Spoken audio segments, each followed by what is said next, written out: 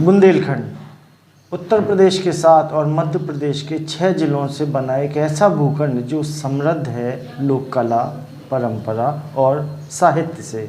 पर विडंबना ये है कि इस समृद्ध लोक संस्कृति से आज तक दुनिया अनभिज्ञ है और हमने बीड़ा उठाया है इसे आप तक पहुंचाने का, यहाँ के अनकहे अनसुने किस्सों को आप तक साझा करने का। नमस्कार, मैं हूं वैभव सिंह और आप देख रहे हैं बुंदेलखंड कनेक्शन। हमारे साथ मौजूद हैं श्री हरगोविंद कुशवाहा जी। नमस्कार। तो चाचा जी, सर्वप्रथम आपको दीपावली की हार्दिक शुभकामनाएं। बहुत बहुत धन्यवाद और आपको। हम अपने व्यूअर्स को, अपने श्रोताओं को ये बताना चाहते हैं कि कैसे होती है बुंदेली परंपरा में दिवाली की, बल्कि यूँ कहा जाए तो दीवारी की तैयारी, और क्या होता है मोनिया नृत्य, क्या मान्यताएं रही हैं, कैसे होता था, इस सब पर आप जरा हमारे। यूँ तो दीपावली का जो त्यौहार है जी, वो सनातन धर्म का प्रमुख त्यौहार है और सनातन धर्म हिंदू माइथोलॉजी का प्रमुख आधार है। उसमें हमारे बुंदेलखंड ये मान्यता है कि भगवान राम रावण का वध करके दशहरे के दिन, आज के दिन दीपावली के दिन अयोध्या लौटे थे, इसलिए पूरी अयोध्या को दीपमालाओं से सजा करके और मनाया गया था। मूल मान्यता तो ये है। लेकिन बुंदेलखंड की जो दीवारी की बात है, क्योंकि हम बुंदेलखंड के नागरिक हैं, बुंदेलखंड में दीपावली का बहुत महत्व है। अधिकतर ये खेती किसानी से संबंधित यहाँ जयंती रहती है।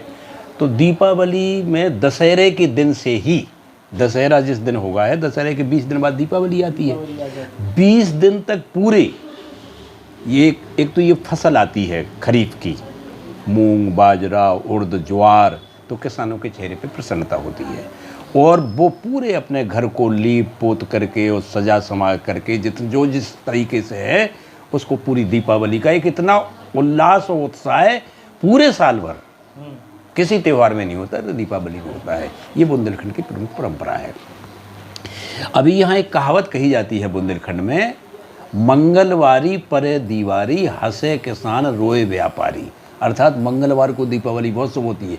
ये पहला अवसर है अब की बार कि मंगलवार को ही दीपावली पड़ रही थी, देखिए आप, और मंगलवार को ही ग्रहण पड़ गया तो सोमवार को मनाई जा रही। तो ये भी शुभ लक्षण है एक प्रकार। कई वर्षों बाद आया ऐसा, इसका जो पंचांग के मुताबिक। तो दीपावली का बहुत ज़्यादा अत्यधिक महत्व है और पूरी साफ सफाई, अगर दीपावली ना हो तो मकानों की साफ़ी सफाई ना हो।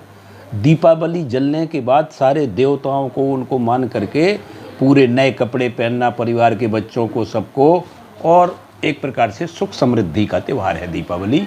और लक्ष्मी जी के लिए आप बताओ, अमावस्या को अंधेरा होता है और कहा जाता है कि दीपावली के दिन दरवाजे खुले रखना चाहिए, लक्ष्मी जी कभी भी आ सकती हैं। तो लक्ष्मी का जो पन्ना बिकता है, कितनी फोटो आ जाए, कितनी दुनिया तरक्की कर जाए, लेकिन पूजा उसी पन्ने की होगी। जैसे में गणेश, सरस्वती और दीपावली की त्रिदेवों की पूजा होती है। ये बुंदेलखंड की दीपावली का है।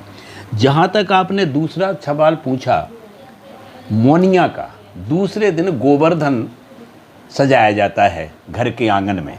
महिलाएं जो हमारी होती हैं वो पूरे उस गोवर्धन में गाय, बछड़े, बैल, कुआं की सिंचाई, खेत खलिहान, फसल, सारी सृष्टि को छोटे छोटे बच्चे देख करके पूरे गोवर्धन ऐसे पसर जाएंगे और पूरे श्री कृष्ण का, गोवर्धन का और पूरी गृहस्थी का सब सजाती हैं वो उसको। अभी आप गोवर्धन के दिन आइए, फिर हम उसकी आपको फ़ोटो भी देंगे। उसको सजा करके वहीं पे भोजन करते हैं सब।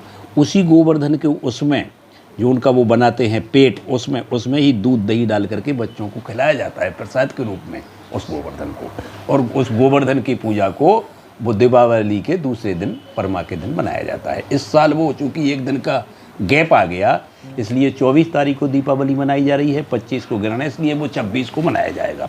उसी दिन गोपालक होने के कारण गाय का रूप रख करके और मौन साधते हैं यहाँ के किसान लोग, खासतौर से जो भी खेती किसानी करने वाले, चाहे वो यादव हों, चाहे कुशवाहा हों, जो कुर्मी हों, राजपूत, जो गांव के लोग, उनको 8 बजे गांव के एक जगह इकट्ठा किया जाएगा, अथाई पर या मंदिर पर, और जैसे जानवर नहीं पीते ऐसे हाथ पीछे बांध के ऐसी थाली में पानी पी करके उनको मौन सधवाया जाएगा। पंडित जी उनको मौन सधवा देंगे 8 बजे। 8 बजे के बाद वे मौन साध करके और बढ़िया मोर पंख लेकर के, ऐसे जैसे ये मोर पंख रख के, और उनका एक बरेदी होगा, उसे बुंदेलखंड में बरेदी कहते हैं, जो उनका नायक है। उस नायक के आधार पर ढोल, मजीरा, झीका, चमीटा, करताल, मृदंग लेकर के और बढ़िया ड्रेस सज करके, और अपने माओ में माहोरा और बुंदेली, करधनी या झेला जो बाप बैल पहनते हैं उनको लेकर के, और फिर वो नचेंगे। और नचने के बाद एक गांव के मौनिया 12 गांव के चक्कर लगाएंगे। 12 मेढ़े जब ना के आएंगे तब वो मौनियों का नृत्य सफल होता है। और तो ये बताएं कि मेढ़े क्या होते हैं? ये जो अभी आपने कहा, मेढ़े माने गांव की सीमा को मेढ़ा कहते हैं जी। मेढ़े का एक वो स्तंभ गड़ा रहता है, सीमा चिन्ह, उसको बुंदेलखंड में मेढ़ो कहते, कि जो बमनुआ को मेढ़ो है, जो टेहरोली को है, जो झांसी को मेढ़ो है, जो रक्षा को मेढ़ो है, उसकी सीमा को मेढ़े। तो 12 मेढ़े नपवाया नापे आए मौनिया, तभी मौन सफल होता है। और 12 साल मौन साधते हैं वो, और 12 साल के बाद ही फिर वो मथुरा वृंदावन जा करके उसका उपादान करते हैं, और वहीं पर फिर वो अपने चाँचर के जो डड़ा हैं वो सिरा देते हैं यमुना जी में, और श्री कृष्ण की पूजा करके फिर उसका समापन करते हैं। का ये दृश्य बोध किया जाता है कि पूरी बुंदेलखंड की संस्कृति, पूरा इतिहास, सनातन सब वो गाता है पहले, और उसकी एक धुन अलग ही है, वो गाएगा लाठी लेकर के और बढ़िया अच्छी आवाज़ में। और क्या आप हमारे दर्शकों को थोड़ी सी वो धुन, हम एक धुन सुनाते हैं। आप देखो, इतिहास नहीं पढ़ाया गया, लेकिन यहाँ बेतवा के किनारे जो एरच कस्बा है, वहाँ वेद से लेकर के झांसी गजेटियर के पृष्ठ 339 पर ये जिक्र आया कि वहाँ प्रहलाद का जन्म हुआ, अर्थात हिरण्यकश्यप वहाँ हुआ। हिरण्यकश्यप की बहन होलिका थी, वो जल गई और प्रहलाद बच गया। तो उस प्रहलाद का लड़का था बेरोचन, और बेरोचन का लड़का हुआ राजा बलि, जिसको विष्णु भगवान ने 3 पांव धरती मांग करके छला था। अब देखना आप, इतिहास चाहे कोई पढ़ाए ना पढ़ाए, किंवदंतियों को लोग मानते नहीं हैं, मिथक को मान्यता नहीं देते, लेकिन हमारे यहाँ दिवाई में ये दोहा गाया जाता है ताकि पुरखों को पता लग जाए क्या है वो। उससे कहा गया, बेरोचन जब गुजरा, प्रहलाद का नाती, प्रहलाद का लड़का बेरोचन, कि तुम, उसकी पत्नी सती हो रही थी, उस समय सती प्रथा थी, कि तुम सती क्यों हो रही हो? तुम्हारे पुत्र के सामने तीनों लोगों का जो मालिक है विष्णु, वो भिखारी बन के आने वाला है। तो दिवाली गाई जाती। अब देखना, अब हम उसी धुन में सुनाते हैं आपको। भली भई सोना जरी अरे बेरोचन के अब साथ, कहते अच्छा हुआ कि मैं अपने पति के साथ सती नहीं हो गई। क्यों?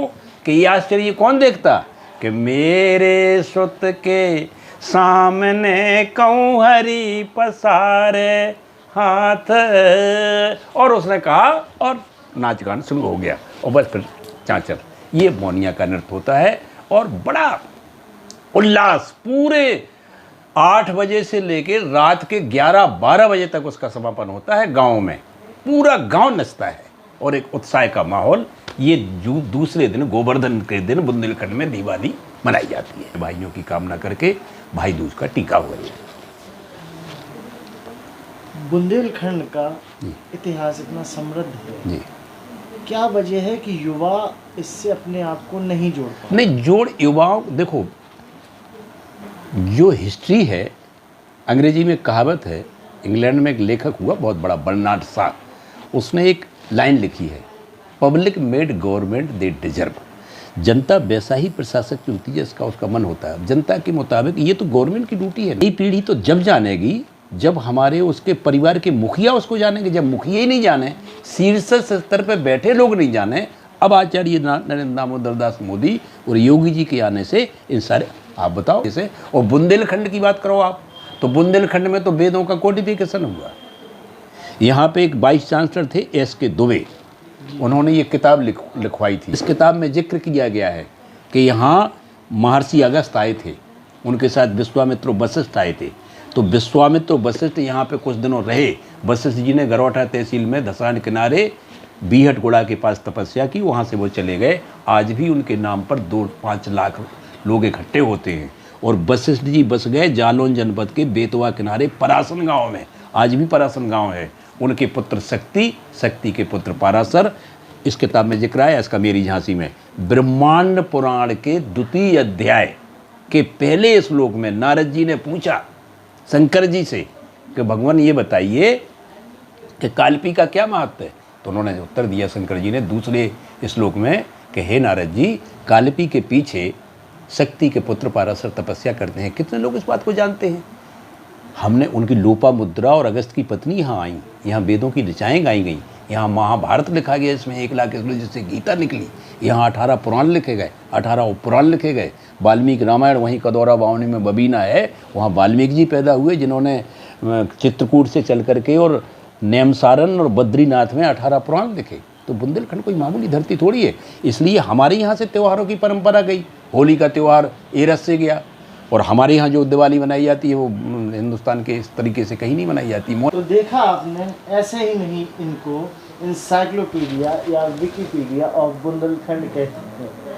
तो अंततः मैं चाहूँगा आप हमारे बुंदेलखंड के सभी बुंदेलखंड कनेक्शन के सभी दर्शकों को एक बार हम आपके माध्यम से, बुंदेलखंड कनेक्शन के माध्यम से आपने हम जैसे छोटे सेवक का इंटरव्यू लिया, इसके लिए हम पूरे बुंदेलखंड की नहीं, बुंदेलखंड प्रदेश और देश की जनता को दीपावली के इस पावन पवित्र पर्व पर ढेरों सारी शुभकामनाएं देते हुए उनको धन्यवाद देते हैं कि उनके लिए बहुत ढेर सारी सौगात लेकर के दीपावली आए और सुख समृद्ध हों। सर्वे भवन्तु सुखना, सर्वे सन्तु निरामया, सर्वे भद्राणि पश्यन्ति, मा क्वचित् दुःख भाग् भवेत्।